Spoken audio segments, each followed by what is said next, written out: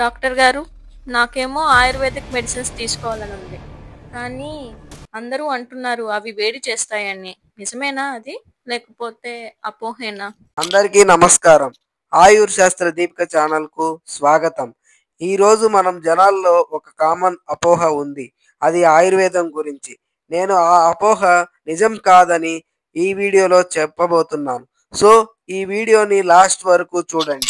ఆయుర్వేదం శరీరానికి వేడివ్వడం కాదు, శరీరంలోని సమతుల్యం పునరుద్ధరించడం. మన శరీరంలో వాత, పిత్త, కఫ అనే 3 దోషాలు ఉంటాయి. ఏ దోషం ఎక్కువైతే అదే రోగానికి కారణమవుతుంది. కొన్ని మందులు ఉష్ణగుణం కలిగి ఉంటాయి. అవి మీకు వేడి పెంచడమే కాదు, కఫదోషం లేదా మందాన్ని తగ్గిస్తాయి. కొన్నిసార్లు మందు తీసుకున్న తర్వాత శరీరంలో స్వల్పంగా వేడి అనిపించవచ్చు. అది హానికరం కాదు, డిటాక్స్కు ప్రతిచర్య.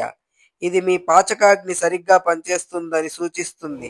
శరీరంలోని మలినాలను, టాక్సిన్స్ను బయటికి పంపిస్తుందని సూచిస్తాయి. ఇది మీ ఆరోగ్యానికి ప్రారంభ సంకేతం అనుకోవచ్చు. ముఖ్యమైన విషయం ఏమిటంటే ఆయుర్వేద మందులు ప్రతి ఒక్కరికి ఒకేలా ఉండవు. వైద్యుడు మీ దోషం, వయస్సు, ఆహారం, జీవనశైలి చూసి మాత్రమే మందు నిర్ణయిస్తాడు. అందుకే సరైన మార్గదర్శకంలో తీసుకుంటే ఏ మందు కూడా వేడి పెంచదు, హాని చేయదు. కాబట్టి ఆయుర్వేద మందులు వేడి పెంచుతాయి అనేది ఒక పెద్ద అపోహ మాత్రమే. ఆయుర్వేదం శరీరానికి వేడి ఇవ్వదు, శరీరాన్ని సమతుల్యం చేస్తుంది, ఆరోగ్యాన్ని పునరుద్ధరిస్తుంది. అమ్మయ్య!